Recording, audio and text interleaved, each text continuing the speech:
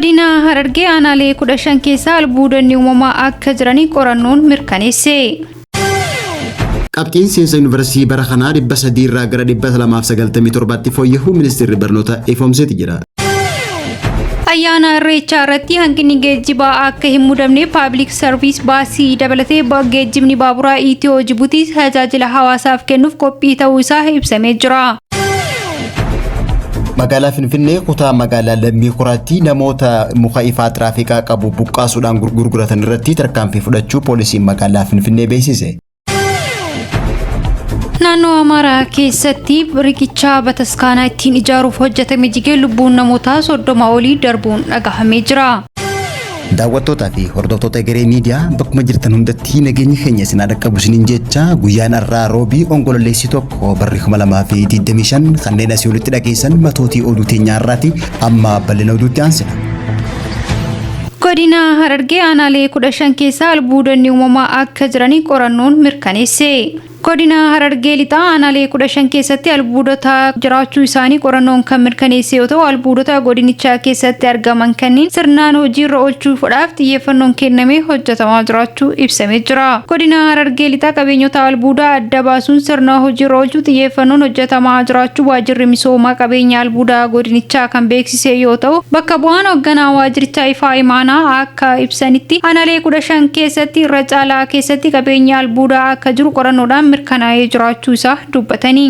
Albuudota godinicha keessatti bal'inaan argaman jedhamanii ibsaman kanneen akka cilee dhagaa gurraacha dhagaa adii dolomiyaataa bal'inaan akka argaman dubbatamee jira. Qabeenyota albuudaa sirnaan hojiirra oolchuuf qorannoon adda baasanii dureeyyii hawachuu tartaaffiin guddaan godhamaa jiraachuu kan ibsame yoo ta'u godinichatti aanaalee akka Ciroo Xuloo Gammachiisii fi Shanan Dhugootti dureeyyii 6 albuudota irratti hojiileen bal'inaan bobbaasanii qabeenyicha akka hojiirra oolu hojjetamaa jiraachuu ibsamee jira.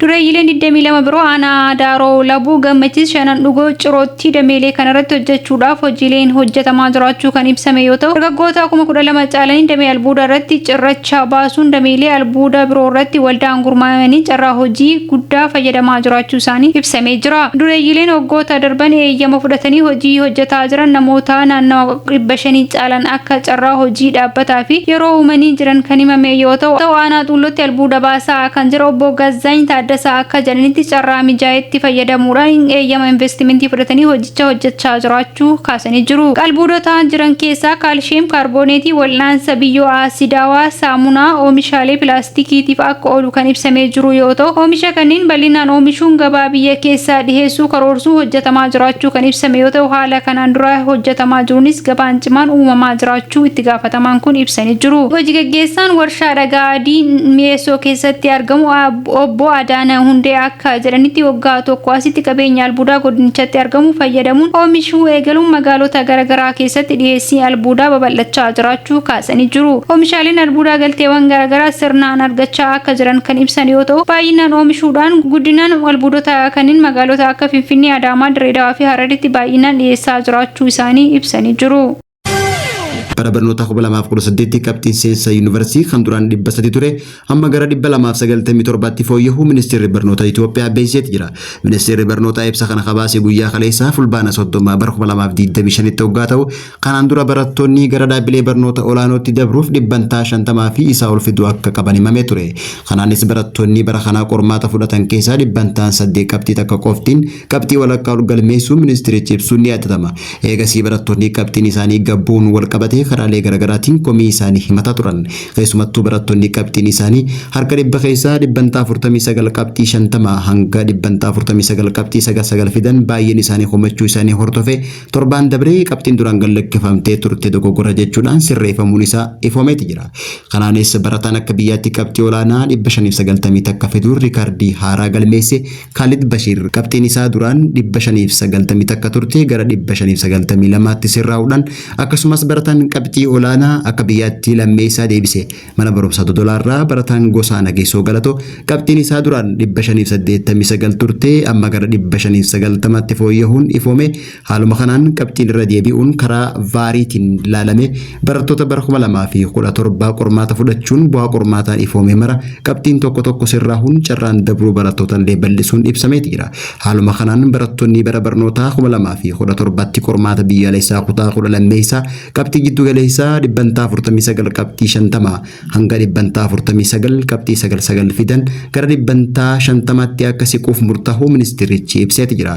Kunis hamma qabxiin dabrinsaa kanaan dura 300 ja'ame gara 297tti gabbuusuun barattoota akka dabran carraa bal'isuu fi barattoonni bara kana qabxii 49 qabxii 50 fi isaa ol galmeessan qabxiin dabrinsaa argachuun gara yuunivarsiitii seenanii barachuu akka danda'an ministeerri barnootaa ibseeti jira. ayyaana irreechaa irratti hanqinni geejjibaa akka hin mudamne paablik sarviis baasii dabalatee geejjibni baaburaa Itiyoo Jibuutii tajaajila hawaasaaf kennuuf qophii ta'uu isaa ibsamee jira.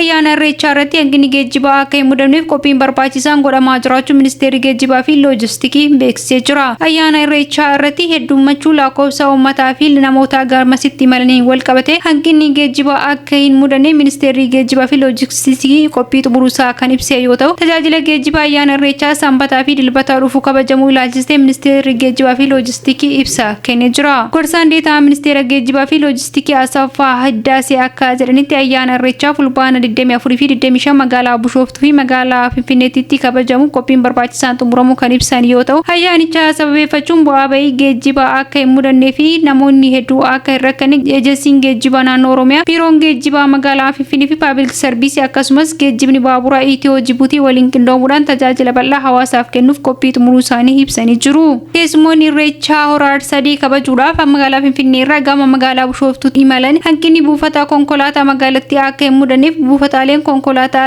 6 hawaasa tajaajiluudhaaf qophii xumuruu kan ibsame yoo ta'u akkasumas toora labuurraa hanga magaalaa Bishooftuutti baaburri imaltoota ayyaanichaa geejjisuuf qophii xumuruu isaa ibsamee jira. Geejjibni paablik sarviisii baaburaan biraa hawaasa gahuudhaaf konkolaataawwan 50 caalan ramadamee jiraachuu kan ibsame yoo ta'u haala kanaanis buufataaleen konkolaataa gurguddoon fi xixinnaan magaalaa Finfinnee keessatti argamanii kanneen akka Askoo, Ayyar Xeenaa, Qaallittii fi Laambiratiin tajaajila geejjibaa kennuudhaaf qophii xumuruu isaanii ibsamee jira. Buufataalee konkolaataan cinatti bulchiinsi magaalaa Finfinnee bakkeewwan ka'umsaa garaagaraa filatamanii tajaajila geejjibaa kennan adda baasee qopheessuu isaa ifoomsee jira.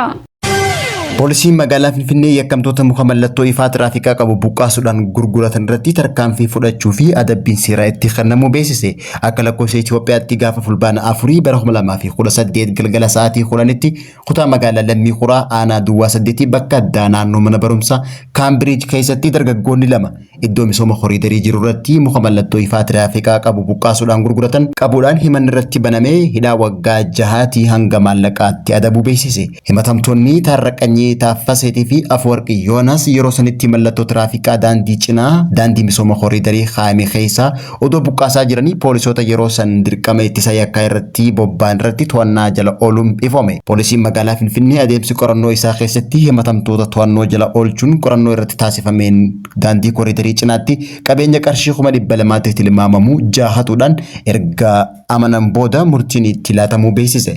Akka galmeen qorannoo agarsiisutti meeshaalee kana qarshii 8,800tti naannawaa sanitti warra bitan 3 osoo gurguraa jiranii ibsuudhaan manni murtii sadarkaa jalqabaa federaalawaa yakka sadaffaa himatamtoota Taarraqanyii Taaffasaa fi Afwarqi Yoonaas yakka hannaa mallattoo tiraafikaatiin hidhaa cimaa waggaa 6 itti murteessuu beeksise. Manni murtichaa yakka hanna dafqaatiin onkololeessa 6 bara 2018tti dhaddachaaf akka dhiyaatan illee ajajeeti jira. Waajjirri muummee poolisii magaalaa Finfinnee yakki bu'uuraalee misoomaa irratti raawwatamu yeroo argan hawaasni naannoo san jiraatanii fi hawaasni gochoota akkasii yeroo argan dhaabbata nageenyaa dhiyoo jirutti akka gabaasan dhaamsa uummataaf dabarseeti jira.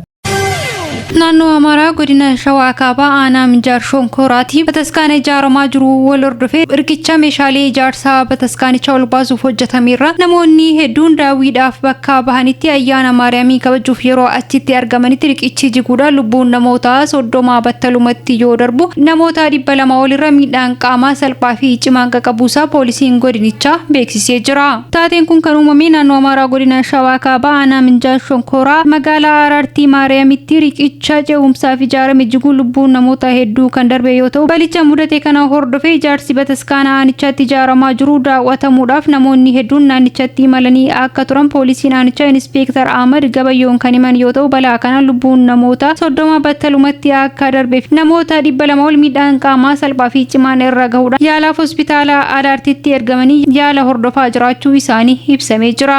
Namoota yaala argachuuf gara hospitaalaa seenan 200 gamattis namoonni miidhaawwan hedduun irra qaqqabee gama mana isaaniitii fi hospitaalota naannawa sanitti argamanii yaalamuudhaaf seenan jiraachuu isaanii kan ibsame yoo ta'u balaa qaqqabe kanaan hanga ammaatitti lubbuun namoota 30 darbuun isaa ibsamee jira.